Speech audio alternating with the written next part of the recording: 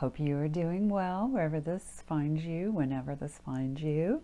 This is 7 cards for 7 days, beginning with the week of February 20th, that's a Monday, and going to the 26th, that next Sunday.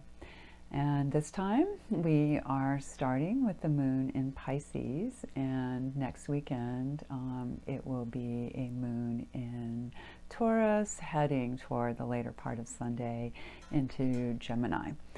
So Pisces, super creative, dreamy, connecting to other people, your imagination, the cosmos, ruled by Neptune. So a way out there planet. Pisces rules the feet. So be nice to your feet this Monday. And then when we get to that earthy sign of Taurus, that's about our sensuality, ruled by Venus. So there's love and pleasure. So they're two very soft signs in their way. Of course, Taurus can be stubborn as well. And then when we move into Gemini, it's more about our mental agility, our quickness, communicating, getting information, things like that. So I've laid the cards for us, and it's a bit of a challenging spread this time. Always take what resonates for you and leave the rest behind. That's, as I've mentioned before, a great way to develop your own intuition, to be listening to your own guidance, and so forth. So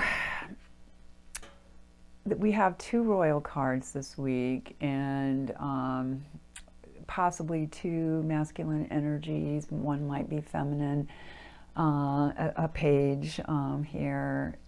So there could be 2 people who are important. It could be family, friends, people who represent certain archetypes for you showing up this week. And then a few challenges that affect our mental body, the swords. And then we also have a couple of wands and a couple of discs, 1 cup. So no majors this time. So things might feel more fluid in a way. Flowing more freely through the energies, because the majors tend to be more important, a little bit longer lasting cycles. So here it's all, like I said, minors and 2 royal cards. So we start our week with the 5 of Wands, and you can see, at least up close, I'm not sure if you guys can catch that every hand wears a different glove. And I think that helps us understand that everybody has a different stake in this situation. It could be 5 people, 5 ideas, 5 possibilities. Sometimes there is strife or anxiety connected to this card, though it can also be being excited about something, standing up for something. I think that can be a subtle difference between being excited and being anxious about something. When we're kids, we're excited, we learn, eventually, or perhaps we do, that adults kind of shift that energy into more of an anxiety or strife energy. But I encourage you, grab it, see what 5 things might need to be sorted out in some ways or listened to, integrated. And since it's a wand card, that does affect like our instinctual body, what comes to us very quickly. We just grasp. Then when we get to Tuesday, the 21st, we have the 10 of Swords. And, it's a bloody, awful mess, you can see, with the person on the ground here, swords in the back, blood coming out. Of course, it's all mental. It's a sword card.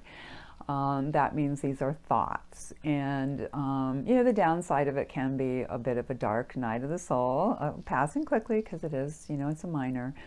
At the same time, it can be great. A situation is over. I have clarity now. I am finished with that situation. And of course it can be on the personal, or it can be on a more national or even international stage, as there's something that we see an ending to in our lives. Again, personal or, more impersonal. So I think it's a good energy. It helps us, clear out the old, make room for the new. When we get to Wednesday, the first of our royal or court cards comes up, and this is another wand, just like we started our week with on Monday. And here, of course, it is the Knight of Wands. He can be passionate, sexy, very creative, full of new ideas, bringing an energy into things that can be very helpful and uplifting. The only caution to this one would be, don't ride over other people in your enthusiasm. But I see him as a very positive energy. And when I say him, it's not necessarily a male, it's a masculine kind of energy. He wants to get things done. In this deck, you don't see the knights on horses, but frequently in decks you do. So there's that energy to move forward. And, horses do represent the instincts. So he is our champion in that way. So Wednesday could be a very good day to get some things done, to have an energy, or to reach for that energy if you're feeling a little bit low energy here in this northern hemisphere where there's, winter still going strong. By the time we get to Thursday, we have what is my favorite card for this particular reading, the Two of Cups. Sometimes it's referred to as a card of love. It can also represent contracts, negotiations, agreements with people, communications with people, even two sides of something. We see that a bit more, or that has that energy more associated with the Two of Swords, but in a way it's with all the twos, and we do have another two that comes up this week as well. So there's some kind of pairing there, and it could even be connected to, all right, I see myself, I know that I have a witnessing consciousness. I am me, but I am also something more. And, giving love to that human self from that higher self. On Thursday, we get that second court card, as I mentioned, and this is our Page of Pentacles. So now we're switching from, with the Two of Cups, that was a feminine energy, another feminine energy with the Pentacles. So we've switched over from the Swords and the Wands, what are considered the masculine energies in the deck.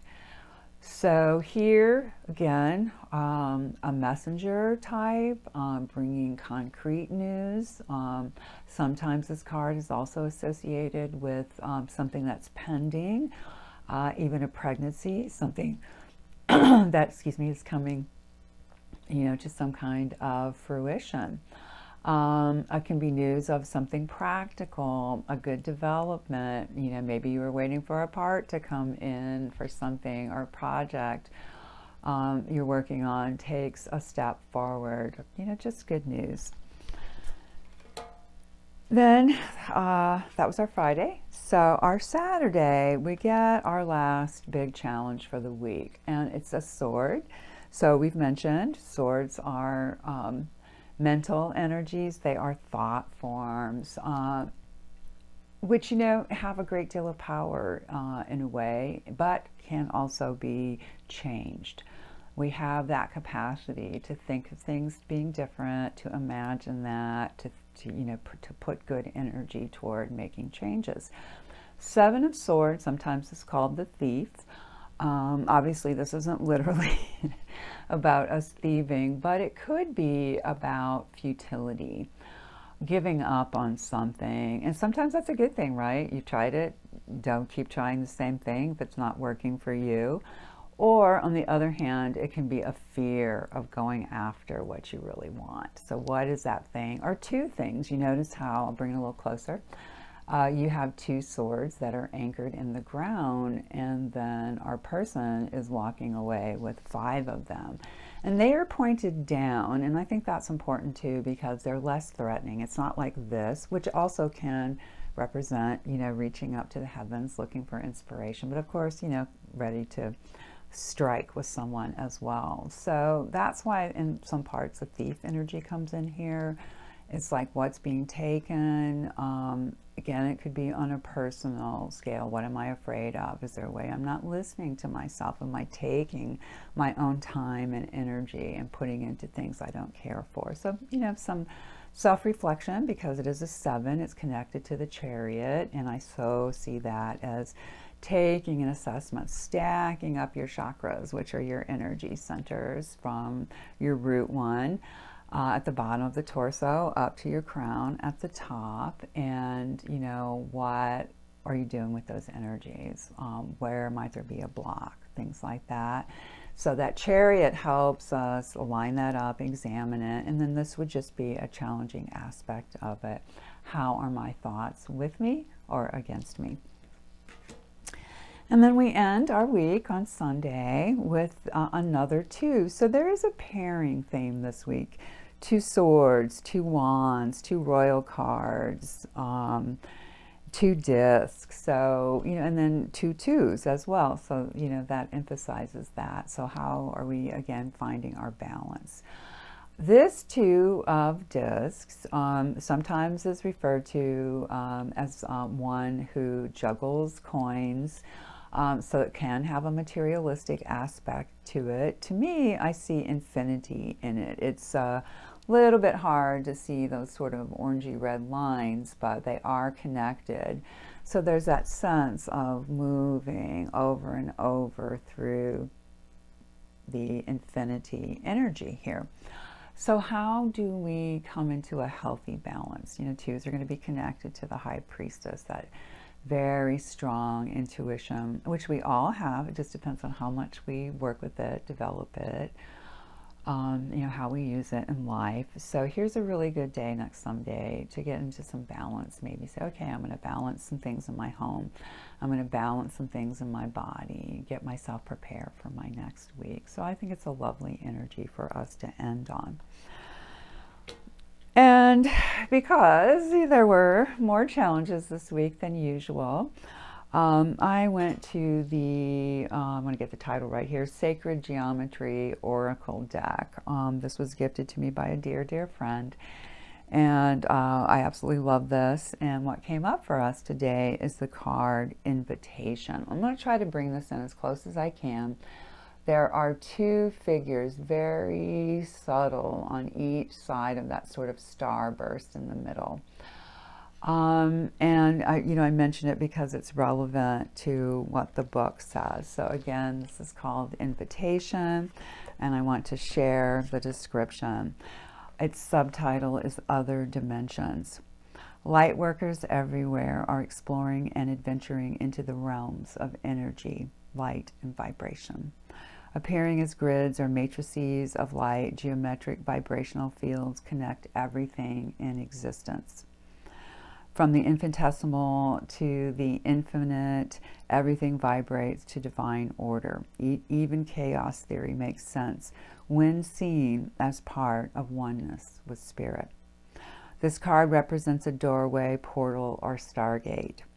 Within this vision, you may travel to other dimensions of time and space, places that may not even exist in the 3rd dimensional reality. Giving yourself permission to explore is the first step. A deep connection with spirit and the ability to ground yourself solidly is the next essential measure. Gathering your courage to leave the security of the known and venture forth is the 3rd aspect. This card also depicts 2 guardian figures, as I tried to show you, who will act as guides and protect you on your journey. And for me, that is connected also to the High Priestess, because you always see her, almost always anyway, between 2 pillars. Those protect her. Those give her a pathway to connect with humanity. Go forward and experience the wonders of all that is. I just love that, and I feel it's very connected to the purpose of this channel. I have meditated and seen these grids. I mean, obviously not actually, but in my imagination they were there. So when I read things like that, it's so validating that we are making a new matrix of light. We are weaving something new as we come together in unity consciousness. So, beloveds, I hope this helps you. I always do. I pray for all people who are reached by this and wish you the best. Please consider sharing, liking, subscribing. The channel is growing. Thank you so much to all of you who come here and share your time and energy. It is so, so, so appreciated.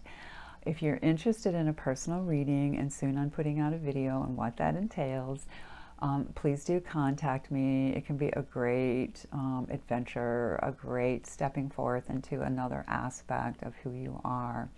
So you can reach me at tarotwithtanya@gmail.com, or check out my website, www.tarotwithtanya.net, which is also listed at the end. And I'll try to remember to get everything in the description box too. So again, beloveds, have a great week. I'll see you again soon.